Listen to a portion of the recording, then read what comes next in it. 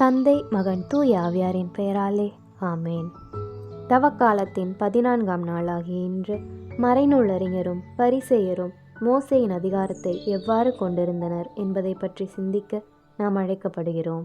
அவர்கள் செய்வதெல்லாம் மக்கள் பார்க்க வேண்டுமென்று செய்தார்கள்.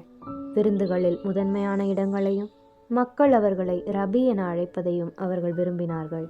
தம்மை தாமே உயர்த்துகிறவர் எவரும் தாழ்த்த பெறுவர், தம்மை தாமே தாழ்த்துகிறவர் எவரும் உயர்த்த பெறுவர் என்று மொழிந்த இறைவா, நாங்கள் இத்தவ காலத்தில் இந்த மறைநூல் அறிஞரைப் போலவும் பரிசேயரைப் போலவும் இல்லாமல் உமது வார்த்தைகளை வாழ்வாக்கி செயல்படுத்தவும், நாங்கள் தாழ்மையான உள்ளம் கொண்டவர்களாக எங்களையே தாழ்த்தி கொண்டு வாழவும் எங்கள் ஆண்டவராகிய கிறிஸ்து வழியாக உம்மை மன்றாடுகின்றோம்.